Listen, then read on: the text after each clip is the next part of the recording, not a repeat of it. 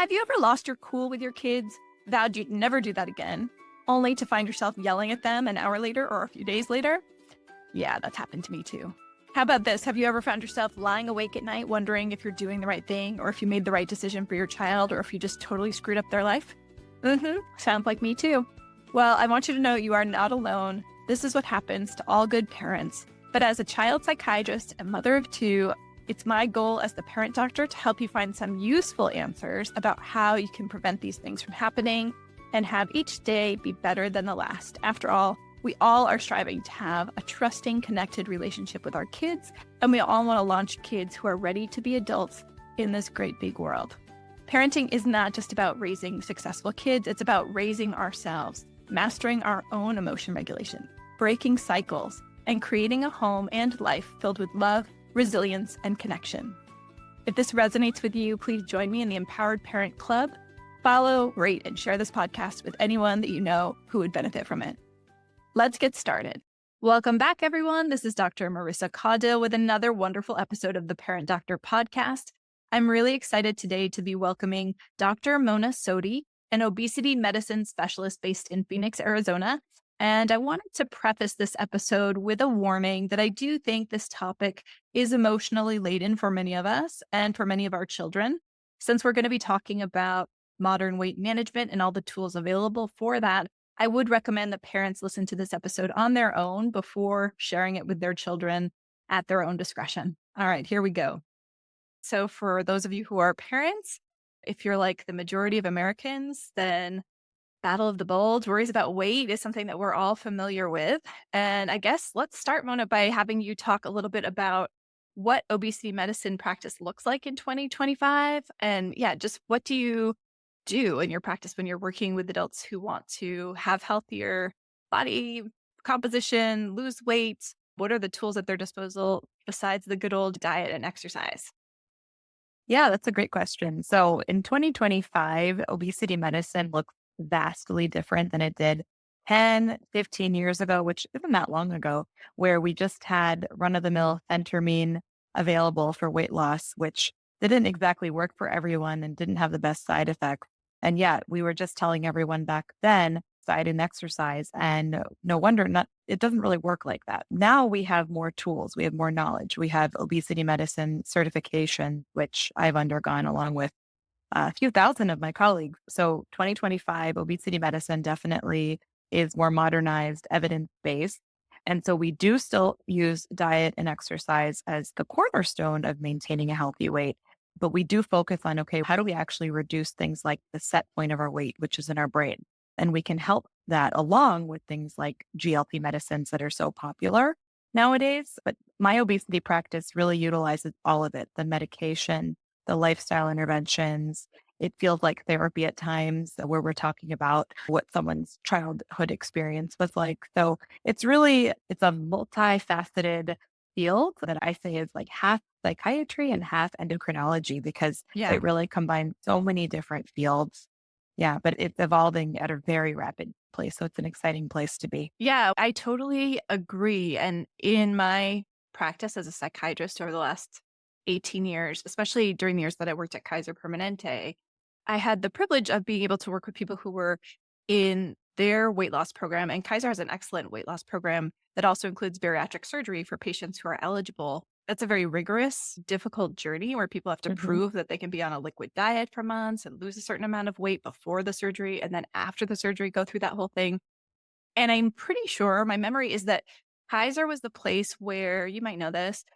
What I don't remember the doctor's name, but it was the link between childhood trauma, especially sexual abuse trauma and obesity was made in research that was done at Kaiser Permanente with patients, adults who were on weight loss journeys. Do you know any of that or are you familiar with that? Yeah. So we do currently screen for adverse childhood events. That's Mhm. definitely something I screen everyone for, from things that are more traumatic, like you mentioned. And I make sure that they've been through or are currently undergoing trauma informed therapy for that, all the way to childhood events like your mother just speaking with negative self talk in front of you. So there's a whole range of that I am able to address. But yes, that 100% plays a role into now, how are you doing with your weight? How do you see food? What's your relationship like with it? based on these childhood experiences. Yeah. Yeah. So let's start with, okay, so you obviously do a really thorough assessment. And for those of you who don't know what adverse childhood experiences are, actually, I think that's what it is. The ACEs scale came Yeah. from Yeah. Kaiser and it came from that research. So I'll put that in the show notes. It's a series of, is it 10 questions, 12 questions? But it's basically questions about, like you were saying, was there ever a time as a child that your parents fought in front of you physically or verbally, or you didn't have food, or you were worried about your housing situation? Basically, genuine Insecurities. Yep. or Yep. unsafe situations. And then specific, were you a victim of physical abuse or other abuse? Those kinds of questions Yeah. too. And then depending on that, it's not just that it seems to be correlated to obesity, but also other negative health outcomes. Like basically, the Right. more adverse childhood events that you've had, the more you are programmed in your body to think that things may be unsafe. And therefore, that stimulates all of our stress hormones, which leads to downstream cascades, which can affect our health in a lot of negative ways.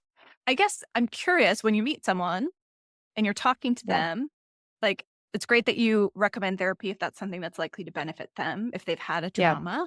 Then you were also talking to me before we started recording about mindfulness and mindful eating. So can you tell me a little bit Yeah. more about that? What do you counsel? Yeah. Well, yeah, linking back to what we were talking about in our modern society, we wake up, if we're lucky, we work out and we have that luxury of time to be able to do that. And then we're getting our kids ready for school. Next thing you know, you are in your car driving, sitting for 10 minutes, maybe 40 minutes for your commute to work. And then you go to work, you sit at your desk all day, and then you do the same thing in the evening. You get back in your car, go get your kids from school, drive them around from a field hockey to gymnastics or whatever they're doing. So it's a lot of being sedentary. And so we have very little free time. And so we're very on the go. And I think we have a hard time being mindful when it comes to self-care and specifically eating, specifically when we go to sit down for a meal, we're not even sitting half the time. We're standing and we're on our phone or we're on our laptop. I'm guilty of this too, Hmm. because we just have this sense of urgency all the time. And we are not trained to just slow down and enjoy what's in front of us. And that's what mindful eating is. It's actually just sitting, looking at your food, smelling it, appreciating it, getting that whole sensory experience, which is what food Yeah. is there for. It's not purely for nourishment, right? It's meant to be enjoyed, it's meant to be shared with others. We're getting very little of that. So when I work with my patients, I'm able to tell them, hey, what does a meal actually look like for you? And for a lot of them, it's, oh, I'm scrubbing out of the, or my scrub nurse is feeding me while I'm in the OR. Things that people do are quite interesting. But we go back to the basics and we're like, okay, I want you to sit down for every meal that you can. Maybe that's one meal a day or two meals a day, whatever it is, it's better than none. So sit down for your meal, look at it, take a moment, take a breath, appreciate what's in front of you. If you can, really think about where it came from, because that can really Mhm. bring some gratitude into it. Where were these foods harvested from? Now, I don't expect anyone to do that every day. This is more of an Right. exercise to just help you understand why we're doing it and just feel in the moment. But look at it, appreciate it, smell it, like really get it all in, and then take your first bite. You'll probably enjoy your food a bit more. You're going to slow your digestion down. And that way, we're not rushed when we're eating and constantly just before we're even thinking, the spoon is full of the next bite of food. Yep. And so we'll eat less as a result of being mindful. So that is a great exercise to do with a patient. You can even do that with a child. If you're trying to teach a mindful eating habit to them, you can say, hey, I know you really like your blueberries and pancakes, but before you eat it, why don't we sit down and describe it? What are the colors that you see? Does it smell good to you? You know where maple syrup comes from? Do we know why blueberries are good for our bodies? Just getting some Mhm. conversation around that while we're eating the food so that the child can experience it not just as a pleasurable thing that they get on the weekend, something that is a whole experience and they understand where it came from. So that can help build a healthy relationship with food. So I'm a big fan of mindful eating. That's a really great tip. Yeah. So a couple weeks ago, I had my friend Jessica Siegel as a guest. She's a registered dietitian and she talked about the importance of family meals. And really, that's a practice of mindful eating too, right? So when you sit down Yep. together as a Yep. family and you turn off the screens, Yeah. even if you're not totally focused on the food, you're going to be more focused on the food than you would be if you were just eating on the go, McDonald's in the car, or somebody with their plate in front of the television.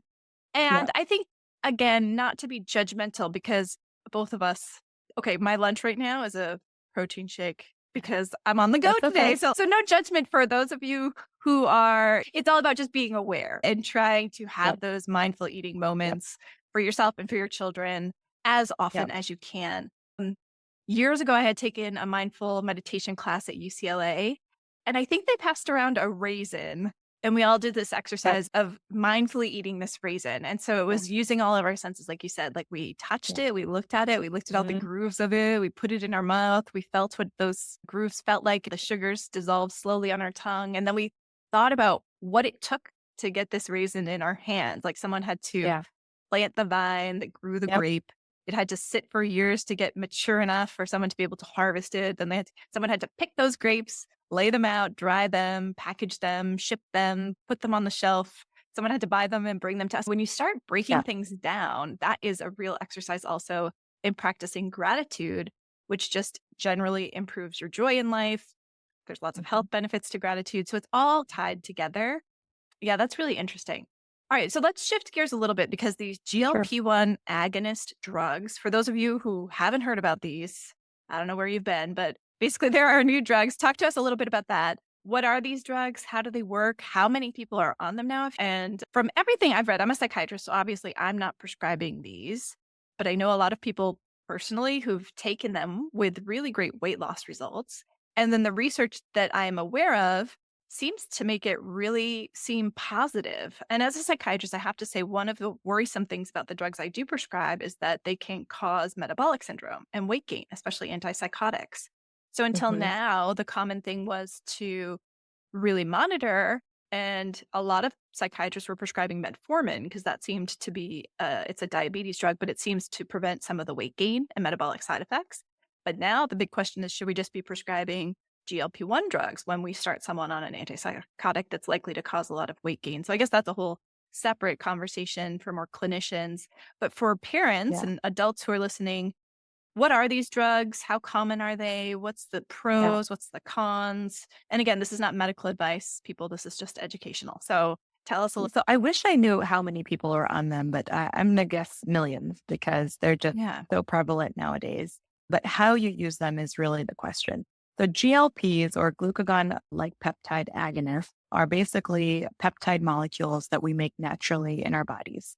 And we do have ways of measuring it, but not in a typical lab. So I wouldn't have a way of saying Marissa's GLP level is X and mine is Y. Not exactly. But we do know that when we give an exogenous or an external dose of GLP, that it works on the same receptors as the natural GLP would. And so they're mimicking a natural peptide hormone in our body. And what it does is it makes us feel more full. So it's working in the stomach. It's also working in the brain to reduce our appetite and reduce our cravings.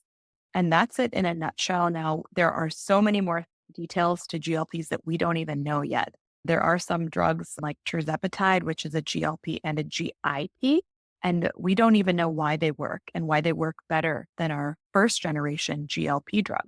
So that's really interesting in a rapidly evolving drug class.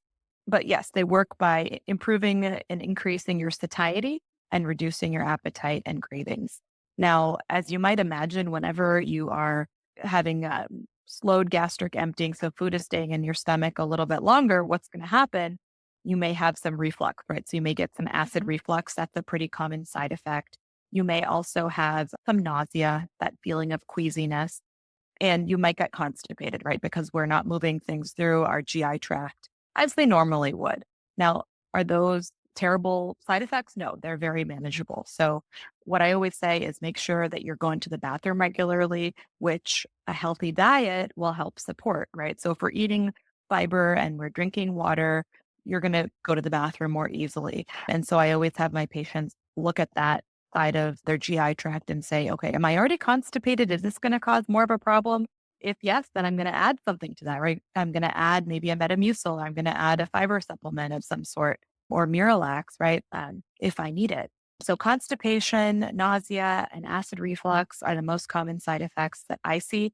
but there are definitely ways of mitigating them and making a GLP kind of a natural part of your lifestyle, if you will. It doesn't have to be something where you've got a bag to throw up in all the time. This Okay. is something that you can live with, you can drive, you can fly. It shouldn't really affect your lifestyle that much. And these drugs are injected, correct? Is it a daily injection, a weekly injection? How does that work? Yeah. So Okay. some of them, semaglutide comes in different forms. So semaglutide, everyone knows as Ozempic and Wegovy. That's a weekly injection. It also has a lesser known form, Ribelsis, which is an oral version of it. That's the only one. The rest of them are weekly injections. There is one that's a daily injection. Nobody wants that because of the pain. But for the most part, it's once a week with or without food and any day of the week as long as it's the same day each week. Okay. And how good is the success rate? For semaglutide, I typically see 10 to all the way up to 20% weight loss after at least 6 months of use. So this is not something that typically works overnight. Of course, there is always some individual variation, but it builds in your system, right? You're not starting at the highest dose. You're going to start low and gradually build it in your body. So usually around that 6 month mark is when I'll see at least 10% weight loss. When we talk about the other drugs like tirzepatide, 20%. That's the one with Wow. the GLP and GIP, the one that we don't quite know everything about yet. That one, 20%, pretty consistent. So these are very 20% of your powerful starting body weight. of your starting total body weight. Exactly. Okay.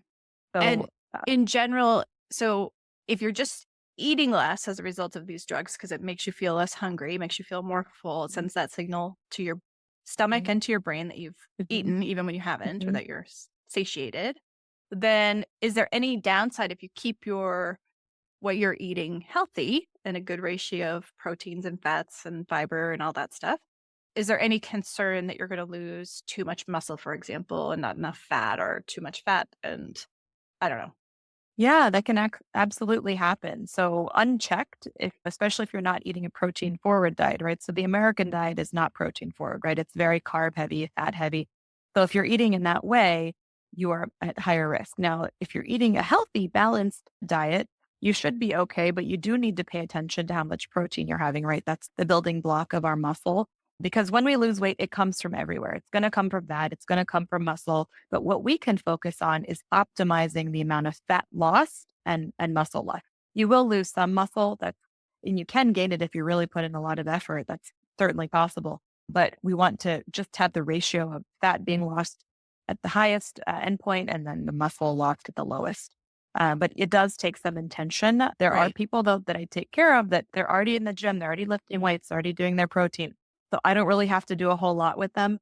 We'll just get them on medicine to help assist their fat loss and visceral fat. That's something else that I talk about, which is that fat that's around your organs in your abdomen. So visceral fat is harmful fat that we don't want. Mhm. Whereas the other fat, maybe fat in your hips and thighs, thought to be a little bit more protective and especially in women. But visceral fat is a distinct different type of fat that kind of has this it can result in a cascade of cytokines that can be very inflammatory and cause Mhm. heart disease. So we don't want visceral fat. So we want that to come down. We want our general fat to come down and our muscle to minimize that loss, if anything, but in a best case scenario, increase our muscle mass. Okay, so this is not like some magic bullet. If someone really wants to be healthier and they want to use the support of a doctor like you and these drugs, they have to also be mindful still of exercising and eating the right foods and Yeah. monitoring all of that. It's not just that you can take the shot once a week and now eat cheesecake all day. But ideally, no. I think you'd be pretty nauseous if you did that because some of these Probably just eating cheesecake all day would make fattier, you feel pretty yeah, nauseous. yeah, um, exactly. Yeah, no, you could do that in theory, but if you have to think about, are you aiming for the lowest number on the scale or longevity? yeah. So if you're looking at the lowest number on the scale, yeah, you could take these drugs and you'll get to a low number on the scale. But if you're looking at what am I going to be there for my grandkids? Am I going to be able to lift my groceries? Is my heart going to be strong? Then you really have to approach this in a holistic way. What is your nutrition like, your movement, your stress? People de-emphasize that, I think, and your Yeah. sleep. So yes, we need to really address all of that in a responsible way when we're on these drugs because they are very powerful. But unchecked, you can develop what's called sarcopenia and lose more muscle than fat. Mhm. And that's where you could the number on the scale might be low, but you're weak and you can't really do the Right. things you love to do. And I don't consider that a win. I think that success looks more like, what is your longevity? What are your activities of daily living? Do you have joy? Are you able to do the things you love to do? Absolutely. And okay, so let's talk a little bit about that because there definitely is a link between weight, specifically like obesity, specifically the abdominal fat, I think, and negative health outcomes, right? But then there's also a lot of people who I think rightfully feel that we shouldn't be fat shaming people and we shouldn't have all these negative associations with people who carry more weight than others because to a large degree this is sign of genetically determined, right? There's some things we can control, sure, and with effort we can change our body composition, but I'm never going to be a super ripped muscular woman. It's just not in my body to be that way.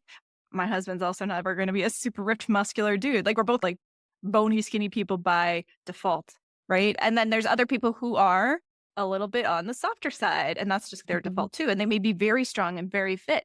This is something that actually struck me when I was young. When I was in my 20s, I ran a marathon and I had Wow. trained for many months to run this marathon. I ran it in Hawaii, but I remember being lapped towards the end by this like middle-aged guy who was like chubby looking. And I was really struck, that guy's kicking my butt. Um, so again, it's like your what you look like doesn't always Yeah. dictate how fit you No. are, how healthy you are. So that's something that I really wanted us to discuss because you were talking about, well, we were discussing about how there's a lot of judgment that comes with what someone looks like. And for our kids, as the parent doctor, I'm really worried about this with my own kids. And I know a lot of parents listening are worried about it with their kids. I'm sure you are too. We both have Mhm. daughters. We were discussing beforehand about how our kids in elementary school are already becoming aware of what's on the labels and reading how much sugar Mhm. and how many calories are in something. And I'm going to put a disclaimer or a warning before at the beginning of this episode because I do want parents to not listen to this episode with their kids because we are talking about things that I don't recommend parents discuss with their kids, like about the macros and the protein and all of that. So let's talk about what we should be discussing with our kids when it comes to health and body shape and fitness and weight and what we're eating, nutrition too. Like what should we say and what shouldn't we say? How do you handle it in your house? Yeah, definitely. I'm not the model of health and or perfection. So I want to be clear on that, that there is no perfection with this. Every family is different. Mhm. But what I would say is don't focus on how you feel about your body. Let's say you have a struggle. I need to lose 10 pounds. I need to lose 50 pounds or whatever you may be feeling about yourself. And maybe it is a valid concern. I would really be intentional about not expressing any negative talk about yourself out loud in front of your kids because they are always listening no matter what. They could be in the next room and they're listening to what you say and they're going to internalize it. They're going to think, what about my body? And am I skinny? Am I fat? Do I need to lose 10 pounds? And it starts very young. So I would say the less negative talk, the better. I would focus on if you're talking to your child, you could say, you are so strong. I'm so glad you could do the monkey bars that well. You've got great skills, great agility. Focus on their strength. Certainly, if you do have a weight concern, work with their pediatrician on that and the language that you should use with your child in their specific scenario. But I would say the best thing you can do as a parent is to not say that negative talk out loud. And we all have some degree of it, and we all should probably work on it in private, but not in front of our kids. I think they're so impressionable and it can have lifelong consequences. I have a patient that shared with me that their mother did not make the cut to be an airline stewardess because they were too overweight and it was only maybe 5 pounds. And the mother shared that with my patient. And now my patient is a grown woman. And to this day, it still affects her that her mother had Mhm. to go on and restrict her eating and would talk about all the diets she was doing. So, and I think that particular scenario was pretty harsh. But I think the less negative talk we can have around our kids, the better. And just promotion of positive things like, oh, look at me. I can lift all these weights. I can run fast. I have great flexibility. Look at you. You can touch your toes. That's great. And less on the fat and less on, oh, you're so skinny, or you're less about the physical appearance of a child or even their parent, I think can be really helpful. So that would be that's a do and a don't. So do talk more about the skills that they have, and don't talk about negative self-talk or negative talk, obviously, about your child. I think that's great advice. I think we can, with a little effort, shift from what can come very easily to some of us, which is self-criticism, verbalized out loud. Yeah. We definitely don't want to model that for our children because they will do as we do and for ourselves. But we also don't want to be critical of them. And as a child Yeah. psychiatrist, unfortunately, I've had several patients who were overweight kids whose parents thought they were doing the right thing to help their kid be healthier, but you have to be so careful with what you say Right. because it so Right. easily can feel like a personal criticism of your child. And I Yeah. really don't think there's any benefit to lecturing your child about what they should eat. Be a role model. Talk about Yeah. healthy choices that you're making, why you're deciding to eat more salad or what you've found that you enjoy Yeah. that's like a high protein. Like never Yeah. used to eat cottage cheese. And then we started working Yeah. with a trainer. And that was one thing I found that I actually really like cottage cheese. Yeah. My kids still don't eat it, but I just, when I'm eating it, say, yeah, this is something I never really thought I liked, but now I really look forward to my bowl of cottage cheese in the morning. And again, I don't expect that they're going to like it now, but just to let them know you can develop healthier habits, you can find things that you like, and without lecturing them or criticizing their choices, but to be a model in explaining how you've done that and how you're learning throughout your Yeah. own life as an adult. I think that's helpful. And I like how you're talking about with the fitness journey, talking about if you aren't exercising and you're going to start exercising, just be like, I feel good because I went for a walk today. I didn't want to, but I did it. Yeah. That kind of thing where you're modeling that even when you don't feel like doing something, you can do it and feel proud of yourself, even if you didn't go as far or as fast as you thought you would or should. You still did it. You still showed up for Yes. yourself. Those are great things Yes. to model. For kids who are, okay, how about macros? Should parents talk to their kids about how much protein they should be eating or how many carbs they should be eating or how much sugar is in a certain food? Yeah. I don't think we need to get into details with our kids, like grams and percent. I think that's way too much, and it could lead to some unnecessary focus and obsession on macros, maybe to a certain subset of athletes or college kids, maybe something like that. But for young kids, especially in their elementary age, I would avoid all of that. It's just not necessary. I think I totally agree. intuitive eating is more of what we should be doing. And maybe if you want to talk about, okay, what is a carbohydrate? Gives us energy, right? And Mhm. so we can burn it off really fast. If you have a big race coming up, that's why we have some bread or some pasta or whatever we're going to have before it to give us that quick energy. But then protein is something that keeps us full for longer. So if we have a long school day and we need to pay attention and not be hungry sitting at our desk, maybe we make sure that we have protein in the morning so that we don't get that kind of shaky feeling during the day. Fat, I don't know that there's a great way to talk about fats with kids. Sometimes I'll just tell my kids, like, there's some fats that are really good for us. Like, we need fat to make different things in our bodies. And then there's other types of fat that isn't as helpful. But I would really avoid any types of breakdowns like you need to eat 20 grams of protein or 5 grams fiber or whatever. I wouldn't go down that path because it's a slippery slope with kids and that you don't want them to attach to a number. Also, it's different for every kid. So I wouldn't go that way. Totally agree. I think definitely not for elementary school kids, definitely not for tween and teen kids. Unless you have a teenager who's some elite athlete, then probably it's Right. maybe That's what inevitable I that was their thinking. coaches Yeah. are talking Yeah. about that. But that's so Yeah. rare. It's so rare that you're going to be Simone Biles at Yeah. 16 or whatever. And So even there, for you've most got to be kids, they do. careful. Yeah. Yeah. And Mhm. actually, having been a dancer myself, I can tell you that sometimes with elite athletes, there's a lot of restrictive eating and Absolutely. worry about body fat and all that stuff too, which is really not healthy.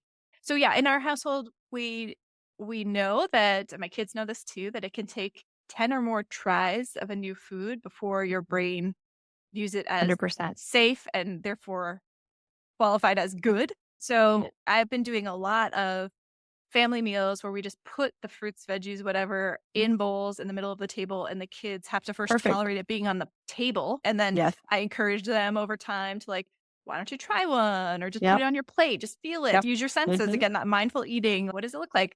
We had sugar snap peas, and I was having my daughter like open it and see what's inside Yeah. and showing her you can eat the whole thing, but she Yeah. still didn't eat it yet. But she eats at a mommy, so she's seeing it's Yeah. similar. Yeah. But those things, like, it's all about the introduction. You don't wanna label your child as, "Oh, he doesn't eat vegetables or she doesn't eat vegetables. You want to have a growth mindset about all of those things. And then we also talk about a healthy plate being roughly 1/2 fruits and vegetables, 1/4 grains of some kind, and 1/4 protein of some kind. That was something I Yeah. learned. That's a great At, visual. Yeah. yeah, it's a really great visual. Now, do we do that most of the time? No. But we talk about it, So and I will model for them sometimes. Wow, look, I made a really healthy plate. It's like half and half. So they yeah. know it and they are Yes. listening because what did I hear my daughter saying? Oh, the whole thing about how you have to try a new food 10 times. Yeah. We had a bunch of kids over, and someone was like, I don't like that. And I heard my daughter tell her, oh, you have to try a new food sometimes 10 times before you like it. That's Or you okay. You like might it. like it in the future. And I was like, yay, she's listening. It's getting in there. Yeah. That's a fantastic idea. The plate method with your kids is great. I think that's fantastic. And tying it all together by emphasizing the family meals whenever you can is huge. And from a psychology and perspective, I think it's great because you also just get to connect with your kids, right? Yep. Like this, they're willing to share with you some things they wouldn't share with you if you're just each on your devices after school or you're just doing your own thing and not connected at the table.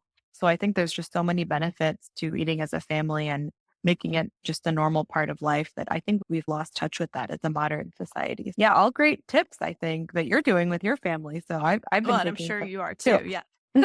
So the bottom line is for parents, like what we should be doing is modeling healthy Yeah, behavior as much as we can, both in terms of talking to ourselves with compassion and totally. positivity, praising ourselves for the positive Yes, changes that and efforts that we make, yes, but not getting into the nitty-gritty about proteins and macros and trying to shield our kids as much as possible from all of that. Not talking about being on a diet or restrictive. yeah, I think also there's all this trending now about fasting.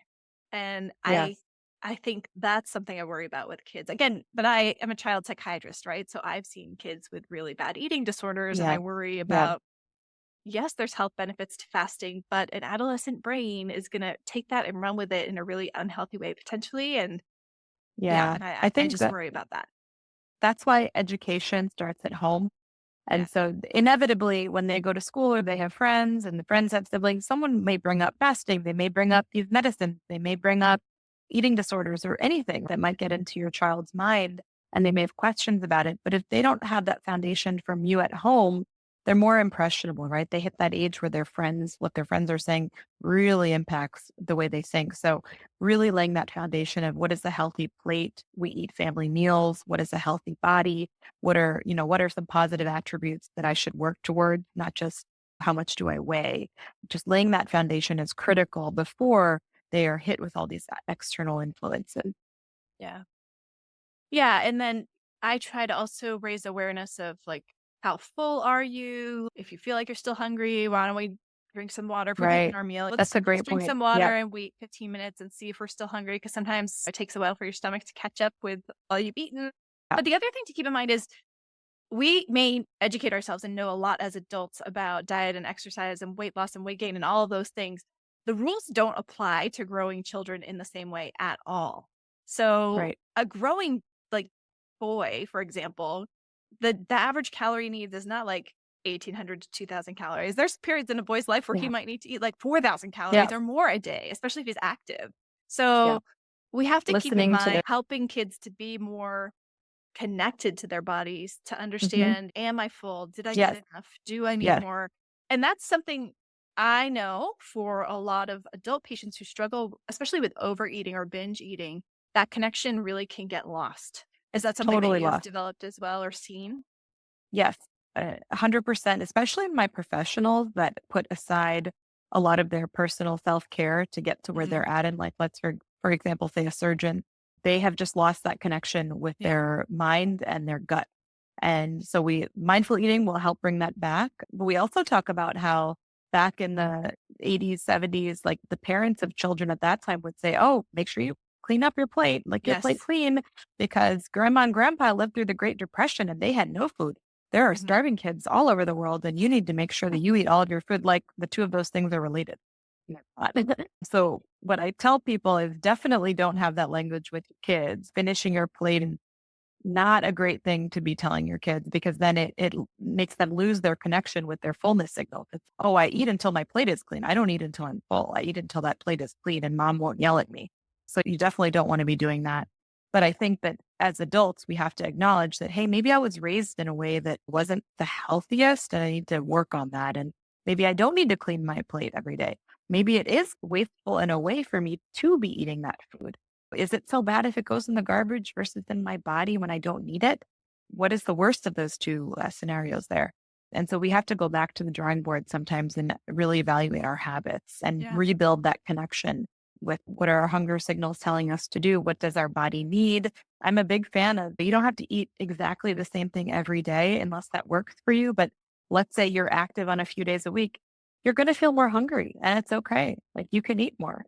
That's just the natural ebb and flow of our hunger hormone. So it's really important to take some time to really tune into what is my body telling me? Is it thirst, like you mentioned? Do I just need a glass of water? Or am I hungry? And I'm going to honor that if I am. All right. I think we covered a lot of good things. Now, you also mentioned this new app, Yuka.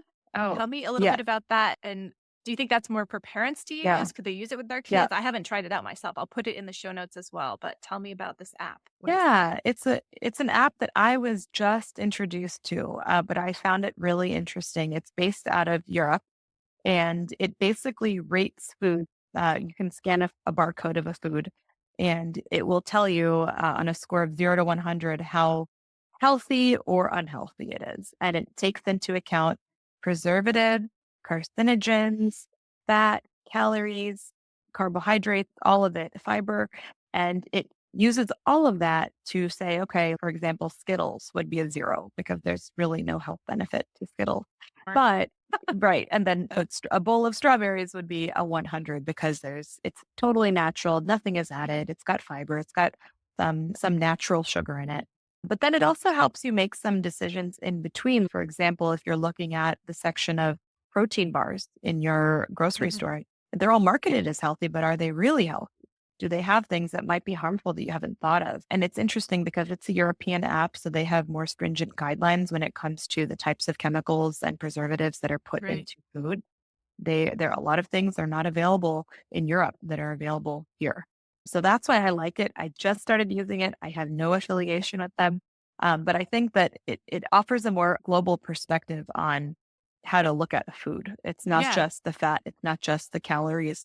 There are some other things that might go into the healthfulness of a food. So check that out, see if you find it helpful. Might be helpful for parents. I guess I would say Yes, again, no, I not think for that falls kids. into the same thing of, and again, it's not that all kids are going to take the knowledge of what's protein, what's a fat, what's a carbohydrate, and make it an extreme thing that contributes to a restrictive diet. Similarly, most kids probably wouldn't take an app like Yuka and turn it into something that drives a restrictive diet. But some kids are susceptible to that. And I think especially for young girls who have access to social media, this is something that very quickly can become driving them Yeah, and almost like a dopamine reward. This is what happens with eating disorders is, oh, I was a good girl today. I didn't eat right, that or whatever. And then you right, feel more positive about yourself than if you eat negatively or you right. perceive to be negatively. It just makes everything more strict and less Yeah, flexible. And really a healthy yeah, relationship with food has to be flexible because I think we all want to, it's such an important part of life to be able to right. enjoy food. Like I want to be able to enjoy birthday cake at my kids' birthdays. I don't want to ever have Yeah, to say, I can't eat that because I'm on a yeah, diet. But yeah, do I want to eat cake every day? No, I know that's not good for me either. And similarly for my kids, I want them to be able to eat celebratory foods on special occasions and know that right. those are special and wonderful because they are special treats, not something that we eat every single day. So- But I think in order to help our kids be able to do that, we have to demonstrate that we can do it ourselves first. Right. And like you were saying, the connection to mindful eating, to feeling good about what you're eating and why, to understanding that the food is fuel for your body and for your mood state, Yeah, really. And talking to our kids about how and why we're making the healthy yeah, choices that we're making without getting into nitty gritty details that feel like they are tied somehow to our value as human beings. That's really the absolutely. key, I think, Yeah, because there's just so much judgment that people feel related to their weight. And oh, here I have a funny story I can share now. I think it also is very male female differentiations, right? Are most of your clients females or do you have a lot of male I clients too? I do have mostly women as my patients, but I do love my men as well. But yeah, Yeah. their approach to their histories and their current state is very different. I feel think that men just have a women's very different sense of if they're yeah, 10 pounds heavier, they're much less likely, I think, in general, to be putting that as, oh, I look horrible or I'm worthless. So no, my no, brother-in-law, they I don't love him have that dearly, same. but we were together as families for the first time in 2 years during the pandemic. We all got together in Florida.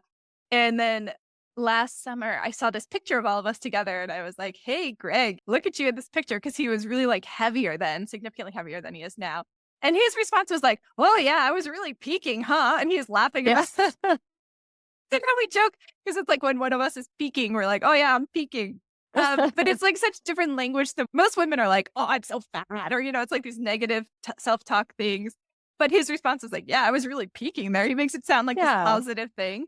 So, yeah, it's all in the language you use, in the attitude that you have. We don't have to feel bad when we are peaking Yeah. and feel good when we're at a low weight. And honestly, like the best weight for me is somewhere in the middle. So, yeah, I think it's such a complicated issue for sure.